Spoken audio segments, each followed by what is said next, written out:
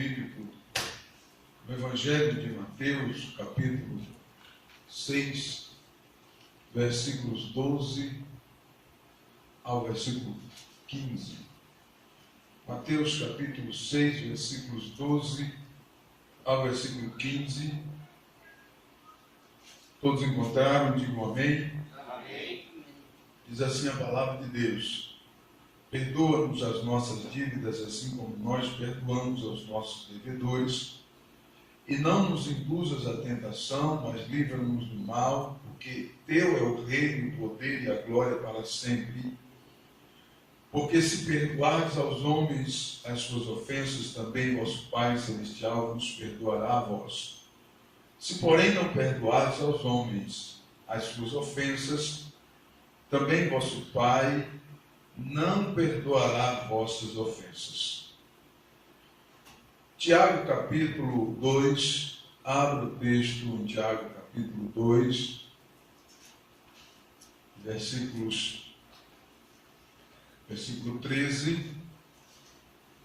Tiago, capítulo 2, versículo 13, diz assim a palavra de Deus: porque o juízo será sem misericórdia sobre aquele que não fez misericórdia, e a misericórdia triunfa sobre o juízo. Prestem atenção nisso. Porque o juízo será sem misericórdia sobre aquele que não fez misericórdia, e a misericórdia triunfa sobre o juízo. Marcos, capítulo 11, versículos 24 ao 26, Evangelho de Marcos,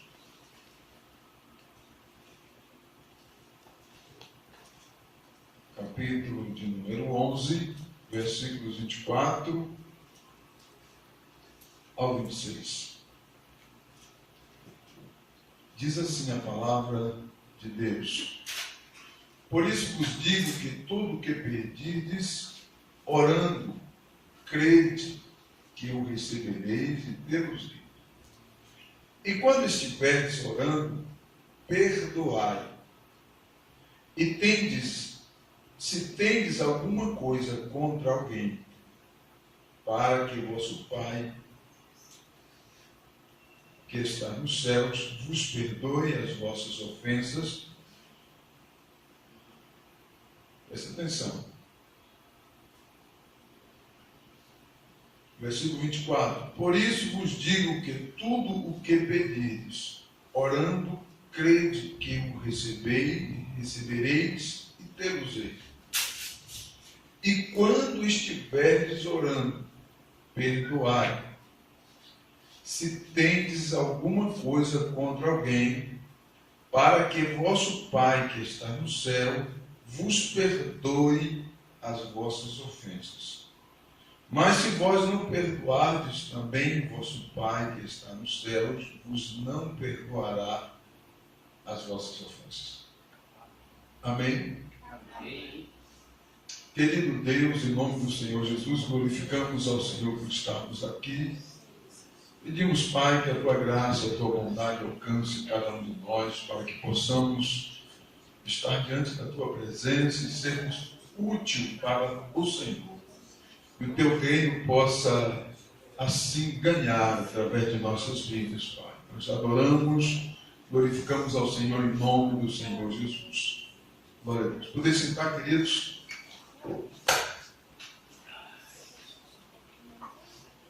Nós estamos na nossa terceira aula sobre o perdão. E nessa terceira aula nós já avançamos aí bastante no assunto, dentro do nosso contexto. E hoje nós lemos os versículos seguintes para que tenhamos maior ênfase acerca do nosso tema, que é o perdão, a importância de perdoar. Nós entendemos nos textos que lemos que se não perdoarmos, até a nossa oração fica sem valor. Isso é o que o texto diz. Então, como eu sempre afirmo, o grande mistério do cristianismo, ou a coisa mais magnífica que o Espírito Santo pode fazer brotar no interior de alguém, é a essência do perdão, o ato de perdoar. Porque se não perdoarmos, não receberemos perdão. E se não receberemos perdão, as nossas orações também não terão efeito.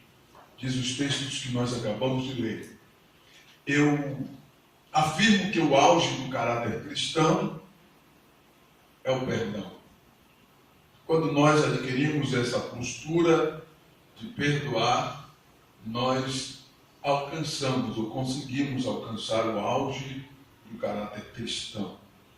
Isso é muito lindo quando isso acontece conosco. Conseguimos perdoar. O perdão, ele atua de uma forma que eu dividi aqui em duas naturezas. A natureza humana do perdão e a natureza espiritual do perdão. Eu estou fazendo um resumo da aula passada. Nós paramos aqui nesse contexto. A natureza humana do perdão, ela é limitada. Ela tem limites e ela desiste muito fácil, que é estar interligado à nossa natureza carnal. Nós somos intolerantes com as pessoas, né? E acabamos, se fixarmos na nossa natureza humana, nunca iremos alcançar a natureza espiritual do perdão, que a natureza espiritual do perdão, ela está conectada ao amor de Deus, ao amor ágape, que não tem limites para amar. E o amor de Deus ama incondicionalmente, né? Quando esse amor, conforme o texto de Romanos capítulo 5, o versículo 1 diz que o amor de Deus está sendo derramado em nossos corações. Mas como isso pode ser derramado em meu coração, se o meu coração está fechado e não está receptível a receber esse amor, ou a porção desse amor, né?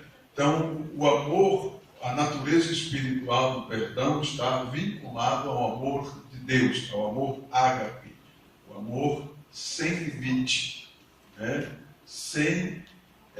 Ainda que não seja recíproco, Deus continua amando. Dessa mesma forma, ainda que não seja recíproco, nós devemos continuar perdoando. Essa é a essência do estudo bíblico. Mas não é recíproco, pastor. Mas você deve continuar perdoando, para que a essência de Cristo continue em você. Era o que Paulo temia em 2 Coríntios capítulo 2, versículos 4, versículos 14 e 15, que nós falamos bastante na aula passada. Paulo temia perder essa essência espiritual, e por isso ele lutou muito para que esse amor de Deus continuasse atuando profundamente no seu interior e ele pudesse continuar perdoando, ainda que não fosse recíproco para com aqueles que o ofenderam, né? Glória a Deus. Alguns exemplos da natureza espiritual do perdão nós encontramos também em Gênesis capítulo 50, versículo 19. Nós observamos no capítulo 50 a conclusão da vida de José, quando José perdoa os seus irmãos, né? Nós somos conhecedores da história de José. Ele foi vendido pelos seus próprios irmãos por inveja. Diz o texto bíblico que os irmãos invejavam dele. E por inveja venderam José, mentiram para o pai, disseram que José foi morto, comido estraçalhado por um animal feroz, e até mataram um animal e sujaram o sangue da roupa, da túnica de José, levaram para o seu pai. E José foi preso, foi levado como escravo no Egito, viveu como escravo, mas Deus por graça e misericórdia, tinha um plano na vida de José. E nós encontramos no capítulo 50, José encontra-se com os seus irmãos depois de anos, já como governador do Egito, e ele teve 2 filhos, um se chamava Manassés, que significa Deus me fez esquecer, e o outro é Efraim, que significa Deus me fez prosperar, Deus me fez próspero. Então é incrível essa postura de José, que nós avaliamos a natureza espiritual do perdão na vida de José. Antes mesmo de ver os seus irmãos, ele teve filhos. E o nome dos filhos já descreve o que era José. Deus me fez esquecer, Deus me fez próspero, Deus me fez prosperar. Isso significa que a natureza espiritual do perdão estava fluindo ou fluente na vida de José, ainda que sobreveio-lhe umas consequências tal como essa escrita no contexto sagrado de Gênesis, do capítulo 50. Então, se nós pegarmos essa história de José e avaliarmos isso em nossa vida hoje, seria muito difícil para alguém suportar uma condição como essa. Era mais quem quisesse tirar a folga, né? Agora é a minha vez, né? Agora é a minha vez, chegou a minha vez. Tem até cânticos aí, né? Ainda o povo ainda canta dentro da igreja. Agora é a minha vez, chegou a minha vez. Eu acho que isso é uma coisa do inferno, irmãos. Eu sou muito contra isso. Por isso que eu defendo que dentro da igreja o louvor deve ser direcionado a Deus, unicamente a Deus. Porque senão a gente conduz as pessoas a adorar a Ele mesmo ou a expressar algum tipo de ira, de vingança dentro do culto, no momento do culto, da adoração. Isso é muito triste, né? Existem vários cânticos aí que não são hinos de adoração, são cânticos, né? Chegou a minha vez, agora é a minha vez. E se você analisar, Deus deu isso de mão beijada para José, mas ele não fez isso. Se você analisar o capítulo 50 e o versículo 19, vamos ler. Alguém, por favor, leia. Gênesis, capítulo 50 e o versículo de número 19. José lhe disse: não temas, porque porventura estou em um lugar de Deus. José disse: eu não estou no lugar de Deus, porque os seus irmãos ficaram com medo agora. Ixi, agora José vai mandar matar a gente, vai mandar prender a gente, assim como a gente fez com ele, né? Jogamos ele no buraco e depois vendemos eles como escravo. Agora José vai pegar a gente e vai fazer a mesma coisa. E José responde para eles: eu não estou no lugar de Deus para julgar vocês.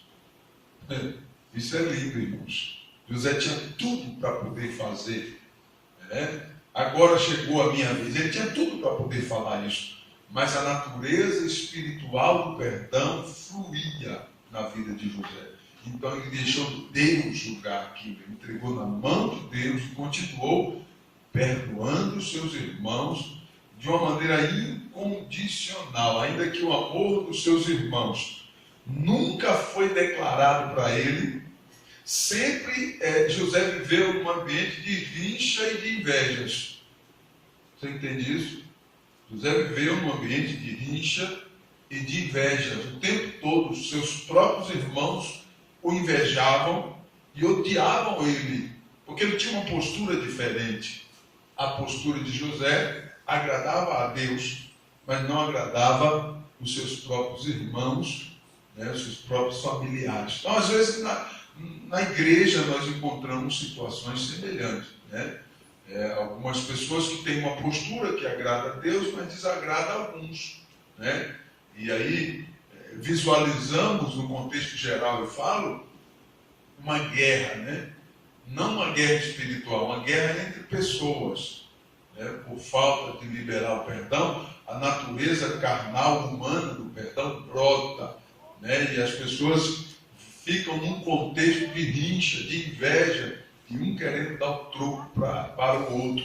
E é isso que nós visualizamos na família de José. A família de José representa isso, né? Nós somos uma família, a igreja é uma família.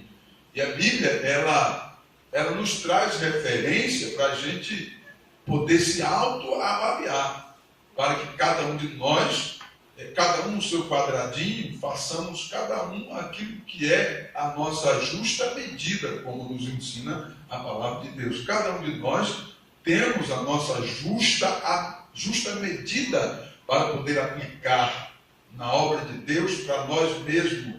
E nós precisamos ficar muito bem atentos com relação a isso, porque do contrário nós vamos entrar em guerra. Isso é muito fácil acontecer, né? O jogo de ciúmes, o jogo eu vou dar o troco, o jogo de vingança, isso é muito fácil acontecer na igreja, no meio da igreja. Eu não estou falando igreja São Quirino, estou falando no contexto geral. Por favor, não me interprete mal e não fale o que eu não falei, tá bom? Estou falando no contexto geral, que nós observamos que há esse jogo de conflito, esse jogo de tirar vantagens, porque isso, a família de José expressava isso. Observe que quando eles estavam cometendo aquele ato com relação a José, um ficou conversando com o outro: e aí, o que a gente vai fazer com ele agora? Não, vamos pensar, vamos fazer o quê? Vamos jogar, vamos matar ele? Alguns disseram isso: vamos matar logo ele e acabou, já mata logo, pronto, a gente vai ficar livre dele. Aí Judá disse: não, quero mais velho, não vamos matar, vamos fazer o seguinte, vamos colocar ele aqui no buraco e vamos pensar, e ficar ali maquinando. E às vezes dentro da igreja, no contexto geral, nós encontramos essa guerra. Esquecemos que é alguém que foi comprado, lavado no sangue de Cristo, e que nem eu nem você pagamos nada por ele, pela vida dele, pela alma dele, mas foi o Senhor quem pagou. Aí ficamos nesse jogo de fazendo julgamento, né? Cada um se coloca numa cadeira, um querendo ser um juiz maior do que o outro, né? Deus é que é o único juiz, né? Que julga eu e você, todos nós. Então nos colocamos na cadeira de juiz e fica lá aquele jogo de, né? E ali, observe que na família de José, que representa isso, não tinha um com um juízo espiritual. Cada um deles tinha uma vingança, tinha um tipo de vingança. Até mesmo o Rubens, que não quis matar ele de uma vez, mas não falou para o pai, não contou a verdade para o pai, de alguma maneira estava envolvido, né? Não tinha ninguém ali que não cometeu o erro. Todos cometeram o erro, né? E como para Deus não existe pecadinho nem pecadão, está todo mundo no mesmo buraco. Para Deus não tem pecadinho e pecadão. Para Deus pecado é pecado, acabou, né? Nós entramos num paradoxo, né? Numa loucura de que acharam que, porque o palavrão daquele foi maior do que o meu palavrão. Como que se o palavrão maior, o pecado é maior do que o que falou um palavrão menor, né? Aí, certa feita, Jesus estava em um lugar e tinha acabado de acontecer um acidente, um tanque enorme caiu por cima de alguns homens que eram bandidos. Quem sabe eles estavam ali no pé do tanque ali, né, fumando um baseado, sei lá, zoando, né? O tanque cai por cima deles e mata todos. Aí alguém chega lá para Jesus: mestre, conta aí como é que foi o pecado desse. Devia ser um pecadão bem grande, hein? Bem, olha, aqueles caras deviam ter um pecado gigante, porque olha o que aconteceu com eles. O tanque enorme caiu, matou tudo de uma vez. Jesus olha para eles assim: é incrível, mestre, como é bom. Meu Deus. Jesus olha para eles assim e fala assim: vocês acham que o pecado deles é maior do que o de vocês? Seu bando de linguarudo. É igualzinho o pecado de vocês e o deles, se vocês não se converterem. Isso é tremendo, irmãos. Jesus. Isso é magnífico. Jesus diz literalmente ali: não existe pecado grande, pequeno, existe condição de pecado. eu estou na condição do pecado ou eu não estou na condição de pecado. Você entendeu? Então, a condição de pecado é uma situação de que nós é que escolhemos viver. Eu estou na condição de pecado, ou eu não estou na condição de pecado. Então é uma condição. Não existe pecado grande e pequeno. Alguém diz assim, adulterou, pronto, ixi, esse é o pecado mortal. Quem falou para você isso? A língua grande também é igualzinho. Mentira, levantar falso testemunho, é a mesma coisa, irmão. Não mudou nada. Pecado. Entendeu? E nós, às vezes, fazemos sem misericórdia. É como diz o texto de Tiago, aquele que não usou de misericórdia será julgado também sem misericórdia. Porque a misericórdia triunfa sobre o juízo. Então, o assunto perdão é muito intenso, é muito profundo, e fala muito forte conosco, nos faz pensar. Aquela família de José, ela literalmente pode representar a igreja hoje, ou a condição espiritual da igreja hoje.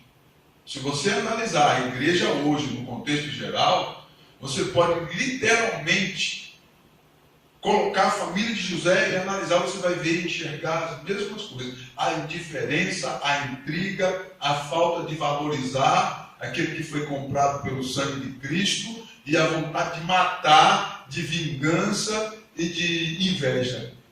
Isso tudo tem dentro da igreja. E sempre teve, não é de hoje. Se você analisar desde os tempos de Cristo, esse mal do inferno existe. E nós vamos ficar livres um dia, porque o Senhor vai resgatar a sua igreja. E nós estaremos para sempre com Ele. Bendito seja o nome do Senhor Jesus. Então ainda há esperança para a igreja, para aquele que foi comprado, lavado e remido no sangue de Cristo. Agora nós precisamos estar atentos, porque nós vivemos dentro desse contexto. E para isso eu devo proteger o meu emocional, estar preparado para enfrentar essas situações, porque assim foi o que aconteceu com José. José, ele preparou o seu emocional, buscando em Deus. E ele amadureceu espiritualmente e conseguiu sobreviver tudo aquilo. Eu quero que você entenda que cada um de nós temos a responsabilidade diante de Deus de crer na palavra. Crer que Deus é o único juiz e que Ele é justo. Não adianta alguém usar com você que é lavado, remido no sangue de Cristo, usar de injustiça e você achar que não vai acontecer nada e você mesmo querer lhe dar o troco. Não precisa, meu irmão, não precisa, porque Deus é justo. Aleluia. Deixa Ele cuidar que você vai ver. No momento certo, pode não ser na hora que você acha que deve ser. Não, tem que ser agora. Nós somos imediatistas, né? Não, tem que ser agora. Eu quero ver agora. Aí vem alguém, uma fulana lá, ainda canta no púlpito, e vai ter que te tolerar agora, porque a vitória tua chegou. Eu falo, não, para com isso, descarrego do inferno esse negócio. Não é adoração, não. É descarrego mesmo do inferno. Eu sou muito contra. Igual novela, eu sou contra essas coisas também. Tá? É uma questão que nós avaliamos na família de José, tinha isso. E nós não podemos deixar essas coisas. Eu quero que você entenda uma coisa, que será impossível de impedir que essas coisas venham para dentro da igreja. Tá? Eu quero que você esteja preparado a suportar e sobressair sobre essas coisas, porque vai sempre existir. Irmão, a experiência que eu tenho como pastor, até hoje eu não encontrei uma igreja que não tem essas coisas. Vai dizer para mim que essa aqui não tem? Se não tem, espera aí que daqui a pouco vai começar a acontecer. Porque é assim, seres humanos é assim. Por isso que nós precisamos amadurecer com a palavra. Coisa boa seria se todo crente estudasse, procurasse se empenhar ao estudo da palavra. Porque a palavra, ela purifica, ela prepara-nos. emocional e espiritualmente. Ela nos dá caminho para que possamos seguir. E nós somos orientados verdadeiramente pela palavra. José podia se vingar dos seus irmãos e ele não fez isso. Hoje nós encontramos no contexto geral pessoas crentes que querem se vingar do outro de qualquer jeito. É só achar uma vaguinha assim que o camarada vai lá e dá o troco. Ainda fica falando assim, não falei que ia fazer? Olha aí, agora toma. E depois fica achando que Deus vai fazer mais o que se você já fez? Nada. Você fez tudo que na sua ótica, tudo o que deveria ser feito, então Deus está fora disso, totalmente fora. Você já fez. Você quer que Deus faça? Então deixa ele fazer. Assim José fez. Demorou. No tempo de Deus chegou. E aí de repente os irmãos de José estavam lá de joelhos diante dele, cumprindo aquilo que a palavra de Deus já havia mencionado, e José usou de misericórdia para com cada um dos seus irmãos. Nós, irmãos, precisamos avaliar isso em nós mesmos. Não podemos, ainda que a maior parte esteja querendo isso. Porque se você analisar, o único da família de Jacó que não tinha esse impulso era José. O resto, a maior parte, era tudo vingativo. E às vezes, nós entramos no engano de que se a maior parte está falando, é porque está certo. Biblicamente, isso não existe. Tá? Biblicamente, isso não existe. Às vezes, a maior parte está totalmente errada. E apenas a menor parte é que está certo. E aqui nós encontramos isso. A família de José contaminada por uma ira, por uma coisa terrível, incendiado. E acabaram maquinando a morte do próprio irmão. E o irmão que Deus tinha na vida dele é algo tremendo a fazer. José, se você não sabe, mas ele prefigura Cristo o Salvador. Tá? Porque ele salvou o Egito. Ele salvou todo o Egito. E o povo de Deus foi junto. Tá? Porque através dele, Deus salvou tudo o tempo. É o tipo de Cristo na tipologia bíblica. E os seus irmãos nunca viam isso nele. Nunca viram. Muito pelo contrário. Queria que José morresse. No entanto, José não matou eles, não se vingou contra eles e se manteve na presença de Deus, fluindo nele a sua natureza espiritual de perdão. Nós precisamos avaliar muito isso, irmãos. Porque senão nós vamos entrar para a vingança, vamos ser vingativos. E não. Não é recíproco o perdão? Tudo bem, irmão, deixa que Deus trabalha. Deus é justo, Ele vai fazer. Porque às vezes você se esforça tanto e a pessoa não é recíproca. A pessoa vai sempre provocar uma situação e você vai ficar contornando e o camarada provoca outra situação e você contorna de novo, ele provoca outra situação. Ficamos com aquela intriga, de Isaac e os cananeus. Isaac cavava um buraco para pegar água, eles iam lá entupir o buraco de novo. Aí Isaac, em vez de Isaac brigar com eles, não, Isaac ia cavar o buraco, o poço em outro lugar. Aí Isaac mudava de lugar e cavava outro poço, começava a colher água daquele. É interessante que Deus dava água no outro poço. E naquela época não tinha técnica de hoje. Hoje tem aparelhos, sondas, que você vai lá e coloca que não, aqui tem água. Que a sonda vai lá no subsolo e diz que tem água. Então você vai lá e cava e baixa a água. Na época de Isaac, não. É tipo assim, Deus, me dá a direção ali. Onde é que eu vou cavar? Aí vai lá e começa a cavar e acha água. Aí o inimigo vai lá no dia seguinte e toca todo o poço que cavou. É interessante isso, irmãos. Que que Isaac ele não fica brigando. Tampou, tá bom, vamos cavar outro aqui. E cavava em outro lugar. E Deus novamente. E a Bíblia diz que Isaac prosperou tanto que os inimigos olharam e começaram a dizer: como Deus está prosperando esse homem? Não dá para entender como Deus prospera Isaac. Porque Isaac, ele sempre proporcionava um ambiente de paz, enquanto os seus inimigos proporcionavam um ambiente de guerra mesmo, cara a cara. Porque, imagine, você cava um poço, o poço é seu, você está usando, você teve o trabalho de cavar. No outro dia, o seu vizinho vai lá e entope o poço. Ele está querendo o quê? Na nossa ótica, briga. É, não é? Aí vai um camarada meio crente, sangue no olho. Meio crente, essa foi boa, né? E já vai lá e descasca e já arruma um problemão. Você está entendendo o que eu estou falando? Não tem meio crente, irmão. Não existe isso, pelo amor de Deus. Ou é crente ou não é crente. Deu para entender? É, Jesus. Aleluia. É.